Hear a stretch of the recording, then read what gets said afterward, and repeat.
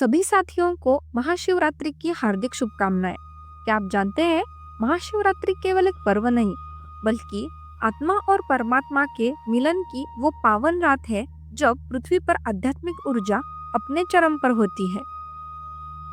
मन, शरीर और आत्मा को शुद्ध करने का ये सबसे श्रेष्ठ अवसर है। शास्त्रों में स्पष्ट लिखा है, इस पावन रात्रि की गई पूजा, सुनिए ध्यान से, हजारों जन्मों के पापों को क्षमा कर देती है। और जो व्यक्ति महाशिवरात्रि की इस कथा को पूरी श्रद्धा और विश्वास से सुनता है, उसके जीवन के सारे दुख स्वयं ही शिव के चरणों में समर्पित हो जाते हैं। आज की ये अद्भुत कथा आपका जीवन बदल देगी। इसे अंत तक जरूर सुने। ये कथा है उस काल की जब धरती पर धर्म की ज्योति कभी मंद पड़ती तो कभी प्रखर हो जाती, जब मानव का हृदय पीड़ा से इतना भर जाता कि उसे कहीं कोई सहारा नजर नहीं आता। ये गाथा है ऐसे ही एक सच्चे भक्त की, जिसकी भक्ति को संसार ने ठुकराया, अपमानित किया। पर सुनिए क्या हुआ। महादेव ने उसे अपने हृदय से लगा लिया। हाय रे भाग्य की विडंबना! वो दिन जिसकी प्रतीक्षा में सारा संसार हर्षोल्लास में डूबा हुआ था। मंदिरों में घंटों का मधुर निनाद गूंज रहा था। धूप, दीप और नैवेद्य की पवित्र सुगंध से पूरा वातावरण महक उठा था। लेकिन उसी दिन दीनबंधु नामक एक प्राणी अपने जीवन के सबसे गहरे, सबसे काले अंधकार में डूबा हुआ था। महाशिवरात्रि का पावन पर्व था, परंतु दीनबंधु के लिए ये पर्व नहीं, बल्कि उसके टूटे हुए हृदय पर एक और गहरा घाव था। वो दीन था, अनाथ था और था बेहद गरीब। सुनिए ध्यान से। उसके पास न फूल थे, न दूध, न बेलपत्र, न कोई धतूरा। उसके पास थी तो सिर्फ एक कांपती हुई आत्मा, एक फटा हुआ हृदय और आंखों में बहते खारे आंसुओं का एक अथाह सागर। उसका नाम था दीनबंधु। पर सच कहूं तो ना उसका कोई बंधु था, ना कोई सहारा। गांव के बाहर एक जीर्ण शीर्ण टूटी फूटी झोपड़ी में वो बिल्कुल अकेला रहता, जो शायद ही तूफानों से उसे बचा पाती। भूख तो उसकी नित्य की साथी थी, और अपमान तो मानो उसके जीवन का दूसरा नाम बन चुका था। जब भी गांव में कोई पर्व आता, लोग उसे और ज्यादा धिक्कारते। सुनिए क्या होता था उसके साथ। अरे, ये अपशकुनी कहां से आ गया? हटो हटो, इसकी काली सूरत देख ली तो पूरा दिन बर्बाद हो जाएगा। कोई दुकान वाला उसे अपने पास भटकने तक नहीं देता। उसके शरीर पर मैले कुचैले फटे पुराने वस्त्र लटक रहे थे, जो शायद ही उसके तन को ढक पाते। बाल बिखरे हुए, आंखें धसी हुई और चेहरा भूख और पीड़ा से झुर्रीदार हो चुका था। अब सुनिए ये हृदय विदारक घटना। एक बार गांव के मुखिया के घर विवाह था। दीनबंधु ने सोचा, शायद आज उसे कोई एक निवाला तो मिल जाए। हिम्मत करके वो उस घर के आंगन के बाहर जा खड़ा हुआ। उसकी आंखों में आशा की एक हल्की सी किरण थी। पर मुखिया के बेटे ने उसे देखते ही एक लकड़ी उठाई और जोर से चिल्लाया, भाग जा यहां से मनहूस, तेरी वजह से हमारा शुभ कार्य बिगड़ जाएगा। हट जा, नहीं तो हड्डी पसली एक कर दूंगा। लकड़ी की मार उसके दुबले पतले शरीर पर पड़ी और वो दर्द से करहाता हुआ, डगमगाता हुआ वहां से दूर भाग गया। उसकी आंखों से आंसू नहीं, मानो रक्त की बूंदें निकल रही थीं। वो दिन था जब उसने सोचा, क्या मेरा जन्म केवल मार खाने और धिक्कारे जाने के लिए हुआ है? क्या इस संसार में कोई नहीं जो मुझे अपना कहे? एक और घटना सुनिए। वो बहुत भूखा था। एक मंदिर के पास प्रसाद बट रहा था। उसने सोचा, महादेव के द्वार पर तो कोई भूखा नहीं रहता। वो धीरे धीरे मंदिर की सीढ़ियां चढ़ने लगा। जैसे ही वो प्रसाद के पात्र के पास पहुंचा, एक पंडित जी ने उसे देखा और क्रोधित होकर बोले, खबरदार, तू यहाँ कैसे आ गया? तू तो नीच जाति का है, अपवित्र है, मेरे प्रसाद को भ्रष्ट मत कर। और उन्होंने एक लाठी उठाई। भाग जा, नहीं तो मार मार कर तेरा कचूमर निकाल दूंगा। दीनबंधु की आंखों में एक बार फिर अपमान के आंसू तैर गए। उसका हृदय चीत्कार उठा, महादेव, क्या तेरे दरबार में भी मेरे लिए कोई जगह नहीं? क्या मेरी भूख, मेरी पीड़ा, मेरी भक्ति सब व्यर्थ है? वो बिना प्रसाद लिए सिर झुकाए उस पवित्र स्थान से भी धुतकार कर भगा दिया गया। उसके मन में हजारों प्रश्न उठते, जिनका कोई उत्तर ना था। उसका मन एक टूटा हुआ शीशा था, जिसमें हर दिन अपमान और उपेक्षा की चोट से और दरारें पड़ती जा रही थीं। उसका भाग्य उसे हर जगह से ठुकरा देता। वो काम मांगने जाता तो लोग उसे अकर्मण्य, चोर और नीच कहकर भगा देते। कभी कभी तो लोग उसे बेवजह पीट देते, सिर्फ इसलिए कि वो गरीब था, अकेला था और कोई उसका पूछने वाला नहीं था। वो अक्सर रात के अंधेरे में अपनी झोपड़ी के बाहर बैठकर रोता रहता। हे महादेव, तूने मुझे क्यों बनाया? क्यों दिया मुझे ये जीवन जिसमें केवल पीड़ा और अपमान भरा है? क्या मेरा कोई अपराध है? क्या मैं तुझसे इतना भी नहीं मांग सकता कि एक पल के लिए ये दुख थम जाए? उसके आंसू, उसकी आहें, उसकी चीखें सब उस वीरान रात की हवा में विलीन हो जाती। कोई सुनने वाला ना होता। और आज महाशिवरात्रि थी। गांव के मंदिर से भजन कीर्तन की मधुर ध्वनि आ रही थी। लोग नए वस्त्र पहने, हाथों में पूजा के थाल लिए मंदिर की ओर जा रहे थे। दीनबंधु अपनी जीर्ण शीर्ण झोंपड़ी में बैठा था। बाहर चमकते दीपों और मंत्रोच्चार की ध्वनि को सुन रहा था। उसके हृदय में एक अजीब सी कसक उठ रही थी। सबके पास कुछ है अर्पित करने को, फूल, दूध, फल। मेरे पास क्या है? मेरा तो ये टूटा हुआ मन ही मेरा सब कुछ है। उसके मन में एक विचार कौंधा। आज तो महादेव का महापर्व है। क्या आज भी वे मेरे द्वार से धिक्कार देंगे? नहीं, आज मैं जाऊंगा, चाहे कुछ भी हो जाए। मैं अपने महादेव के सामने जाकर अपनी व्यथा कहूंगा। उसने अपने फटे पुराने कपड़े कसे, जो पहले से ही तार तार थे। उसके पैर लड़खड़ा रहे थे। पेट में भूख की आग जल रही थी, पर उसके हृदय में एक अजीब सी शक्ति उमड़ रही थी, शिव के प्रति अनन्य भक्ति की शक्ति। वो धीरे धीरे कांपते कदमों से गांव के मुख्य शिवालय की ओर बढ़ा। रास्ते में कई लोगों ने उसे देखा। किसी ने मुंह फेर लिया, किसी ने भाग यहां से कहकर डांट दिया, पर दीनबंधु ने किसी की ओर नहीं देखा। उसकी आंखों में केवल मंदिर का शिव शिखर था। जैसे तैसे वो मंदिर के गर्भगृह तक पहुंचा। अंदर उत्सव का माहौल था। भक्तों की भीड़ थी। कोई दूध चढ़ा रहा था, कोई जल, कोई बेलपत्र। पंडित जी ऊंचे स्वर में मंत्रोच्चार कर रहे थे। दीनबंधु एक कोने में भीड़ से दूर शिवलिंग के ठीक सामने घुटनों के बल बैठ गया। वो इतना थक चुका था, इतना टूट चुका था कि उसके पास कुछ कहने की शक्ति ही नहीं थी।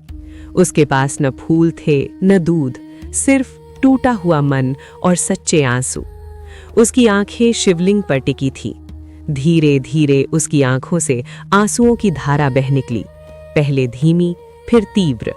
वे आंसू उसके गालों से होते हुए उसकी दाढ़ी में और फिर मिट्टी पर गिरने लगे। वो सिसकने लगा। उसकी सिसकियां धीरे धीरे रुदन में बदल गईं। वो फूट फूट कर रोने लगा।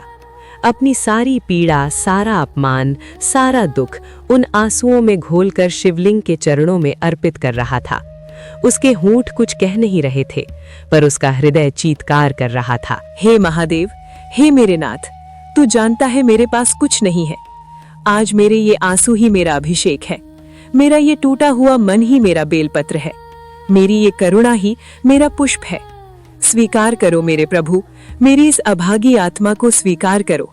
वो बिना किसी संकोच के, बिना किसी भय के अपनी सारी वेदना उस पवित्र शिवलिंग के सामने उड़ेल रहा था।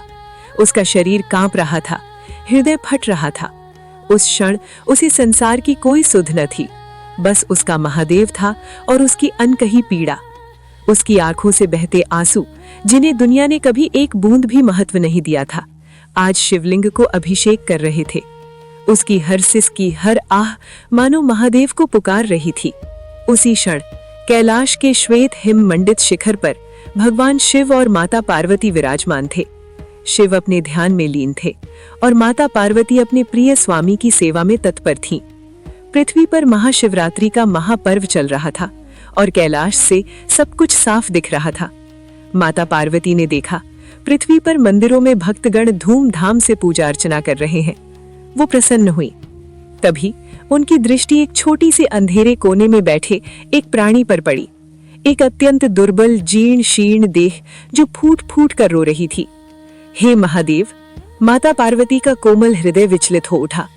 ये कौन है? ये प्राणी इतना दुख क्यों भोग रहा है? इसकी ये करुण पुकार मेरे हृदय को भी विदीर्ण कर रही है। भगवान शिव ने धीरे से अपनी आंखें खोली। उनकी दृष्टि भी उस दीनहीन भक्त पर पड़ी।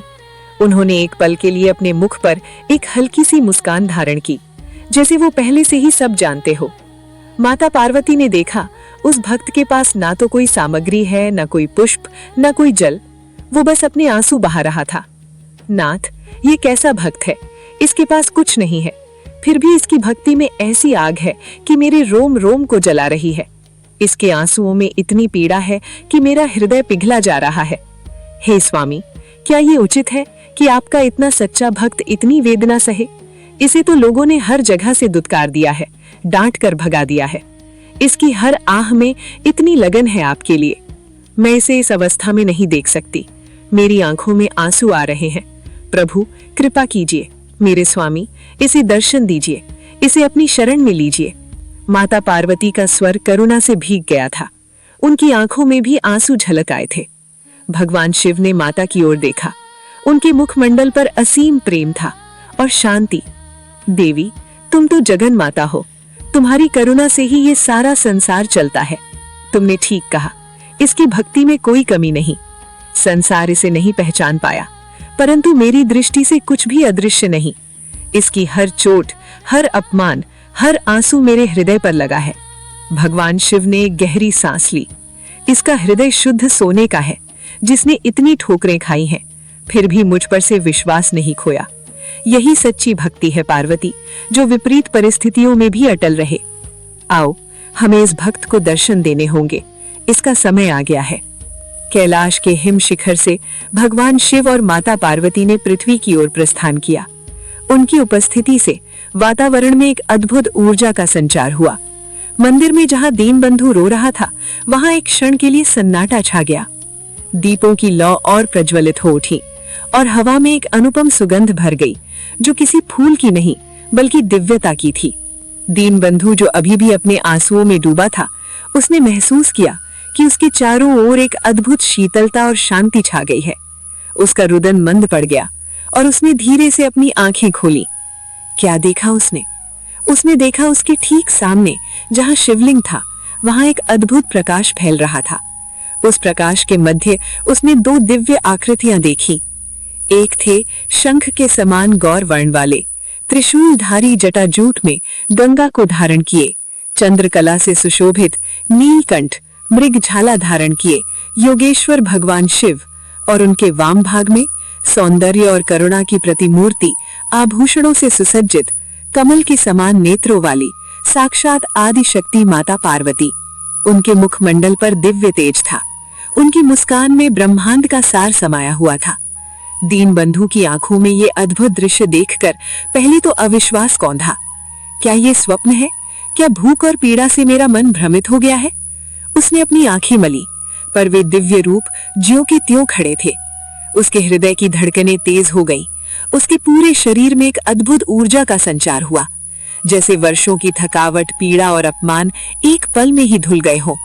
उसने देखा भगवान शिव के नेत्रों में उसके लिए असीम करुणा थी और माता पार्वती की आंखों में ममता की एक अद्भुत धारा बह रही थी। वो कांप उठा।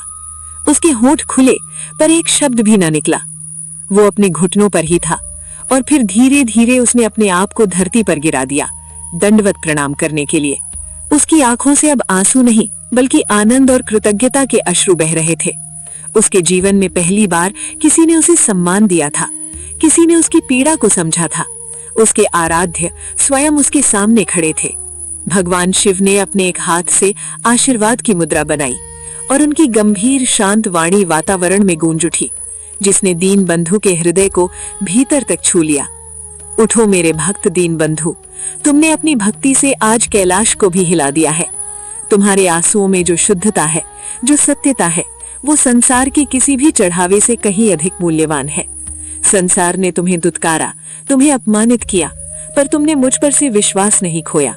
यही अटल श्रद्धा, यही अटूट प्रेम मेरी सबसे प्रिय पूजा है। माता पार्वती ने भी अपनी मृदु वाणी में कहा, पुत्र, तुम्हारी पीड़ा ने मेरे हृदय को विदीर्ण कर दिया था। तुम्हारे हर आंसू में मैंने स्वयं को देखा है। आज से तुम्हारे सारे दुख समाप्त होते हैं। तुम्हारी भक्ति के बल पर तुम्हें वो सब मिलेगा जो तुमने कभी सोचा भी न होगा। दीनबंधु ने धीरे धीरे अपना सिर उठाया। उसकी आंखों में अभी भी अविश्वास और आनंद का मिश्रण था। उसने देखा उसके पैरों के पास जहां वो लेटा था एक अद्भुत प्रकाश फैल रहा था और उसकी देह की सारी थकावट, सारी दुर्बलता जैसे लुप्त हो रही थी।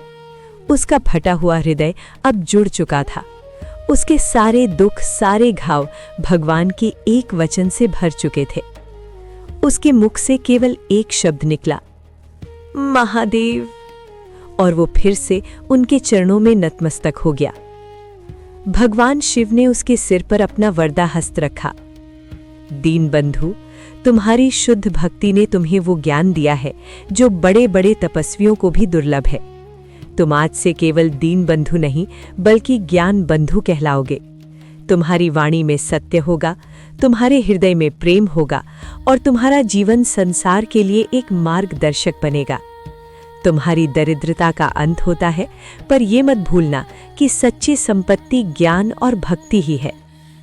जैसे ही महादेव और माता पार्वती ने ये वरदान दिया, दीनबंधु के शरीर में एक अद्भुत परिवर्तन आया।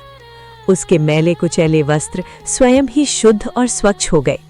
उसका शरीर जो दुर्बल और जीर्ण था, अब तेज और कांति से चमकने लगा। उसकी आंखों में एक नई चमक थी, उसके मुख पर एक अद्भुत शांति। वो उठ खड़ा हुआ। उसके चारों ओर खड़े अन्य भक्तगण जो इस अद्भुत दृश्य के साक्षी बने थे, स्तब्ध थे। वही दीनहीन जिसे वे हर दिन दुत्कारते थे, आज साक्षात महादेव और माता पार्वती के समक्ष दिव्य रूप में खड़ा था। वे सब आश्चर्यचकित और भयभीत थे।